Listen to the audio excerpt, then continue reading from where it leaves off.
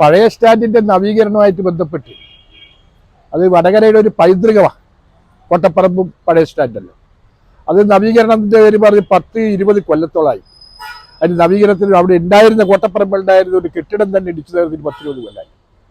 അവിടെ ഇപ്പോൾ വൈകുന്നേരമായാൽ ഒരു ശ്മശാനമുഖമായ ഒരു അന്തരീക്ഷം.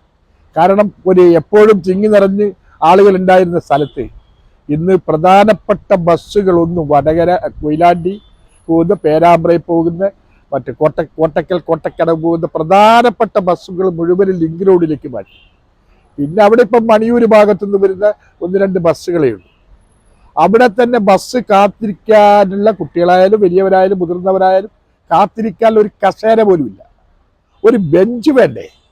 അപ്പോൾ ആ കെട്ടിടം നിൽക്കുന്ന വാർപ്പിൻ്റെ ഒരു തൂണുണ്ട്, തൂണിൻ്റെ ചുറ്റും ഒരു തറ കെട്ടിയിട്ടുണ്ട്.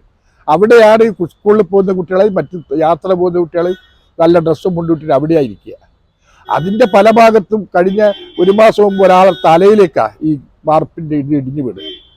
നേരത്തെ ഇതൊക്കെ ഉണ്ടാക്കുന്നൊക്കെ പറയുന്നല്ലാതെ ഇപ്പോൾ പല സ്ഥലത്തും കമ്പി പുറത്താണ്, വാർപ്പിൻ്റെ ചീളുകൾ പുറത്തായി.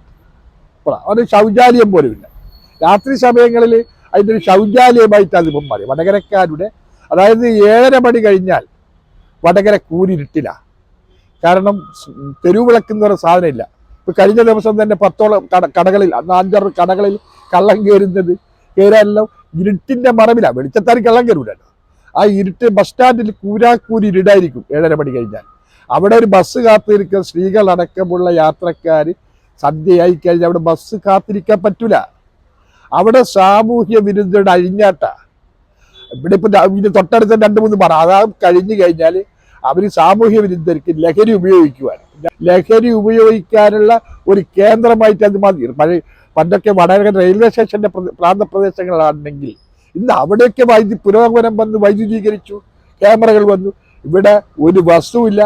വൈകുന്നേരം ആയിക്കഴിഞ്ഞാൽ ഒരു 7-7:30 മണിയായി കഴിഞ്ഞാൽ ഈ വിജനമായ ഇതില് അവിടെ ബസ് കയറുന്നവർ പോലും ലിങ്ക് റോഡിൻ്റെ അടുത്ത് വന്നിട്ടാണ് ബസ്സിന് പോവുക. അത്ര കൂരാക്കൂരിട്ട് ഒരു സൗകര്യമില്ല.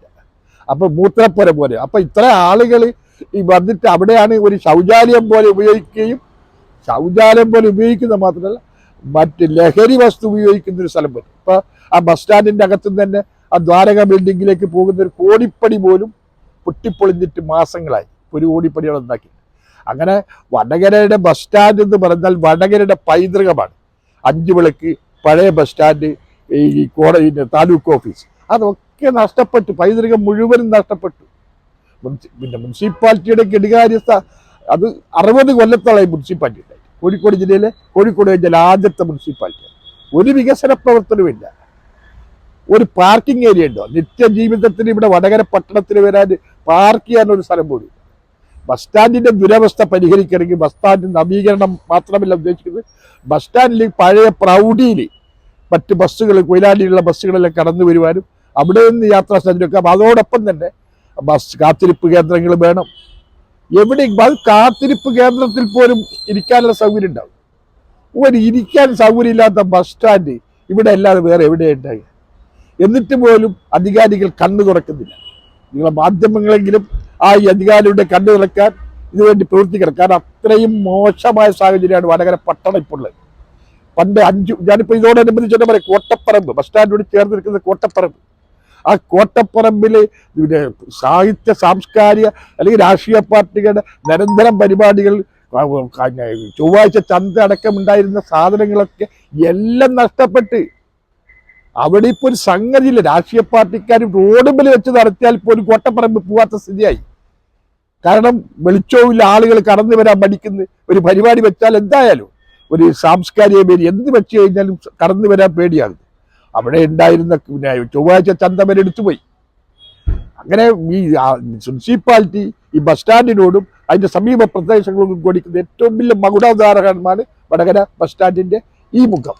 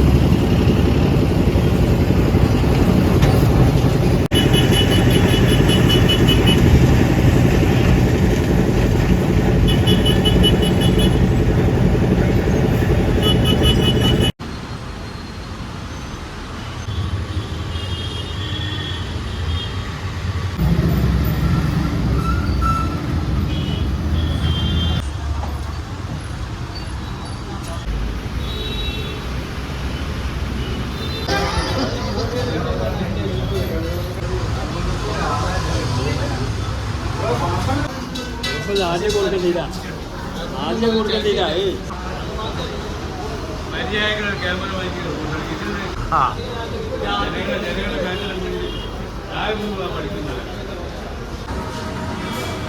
ചങ്ങലൊക്കെ